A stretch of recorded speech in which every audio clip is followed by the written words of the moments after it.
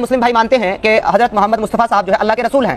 قرآن scripture پوری کتاب کے اندر 6336 آیتوں کے اندر کہیں بھی کلیئرلی یہ نہیں کہتا کہ محمد اللہ کے رسول ہیں جن پر قرآن نازل کیا گیا. پوری کتاب میں کہیں نہیں کہتا, لیکن لوگوں کا ایمان ہے, لوگوں کا یقین ہے. اب یہ ایمان اور یہ یقین کہاں سے ہے جب آپ ثابت نہیں کر سکتے کہ محمد اللہ کے رسول ہیں؟ اگر کوئی یہ ثابت کر دے مجھے اسکرپچر سے کہ محمد اللہ کے رسول ہیں تو میں اسلام قبول کروں. السلام علیکم ورحمۃ اللہ وبرکاتہ.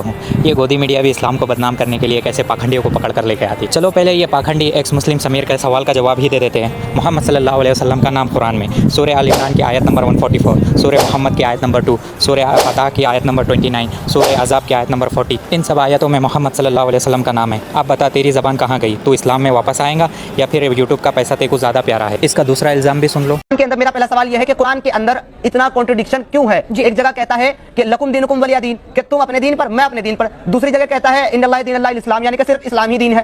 تو اب کہا جائے گا جو اپنے دین پر ہے اس کا بھی دین اسلام, جو میرے دین پر ہے اس کا بھی دین اسلام, تو دونوں کا آنا وہی ہے.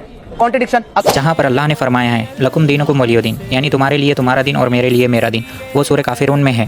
اور اس کا مقصد مشرکین کو صاف جواب دینا ہے جو کہتے ہیں کہ آؤ تم کبھی ہمارے معبودوں کو مانو اور کبھی ہم تمہارے رب کو مانیں. تو اللہ نے فرمایا اے نبی آپ کہہ دیجئے کہ نہ میں تمہارے معبودوں کو مانتا ہوں, نہ تم میرے رب کو مانتے ہو, نہ تم کبھی مانتے ہیں نہ مانو گے. یعنی اسلام کبھی شرک کے ساتھ نہیں ملتا. مسلمانوں کا عقیدہ الگ ہے اور مشرکین کا عقیدہ الگ, سمجھوتا کبھی نہیں ہوگا. حق الگ ہے, باطل الگ ہے. پھر اللہ نے قرآن میں سورہ ال عمران میں فرمایا ان الدین عند اللہ اسلام, یعنی اللہ کے نزدیک دین صرف اسلام ہے. اللہ کو صرف وہی طریقہ زندگی قبول ہے جو اس نے خود بھیجا ہے, جس کا نام اسلام ہے. اس کے علاوہ سب جھوٹ ہے, بناوٹی ہے, رد شدہ ہے. تو یہاں پر کہیں تضاد یعنی کانٹرڈکشن نہیں ہے. وہاں پر اللہ باطل سے انکار کر رہا ہے اور یہاں پر حق کو سب پر فیضان کر رہا ہے. اور سمیر تو نہ تو تفسیر جانتا ہے, نہ وہی کا سلسلہ, نہ آیت کا مقصد, بس ایک آیت اٹھا لی, دو الفاظ جوڑ دیے اور قرآن پر الزام لگا دیا. یہ تو وہی بات ہوئی, نہ علم نہ ادب, بس بکواس اور جھوٹ کا سودا.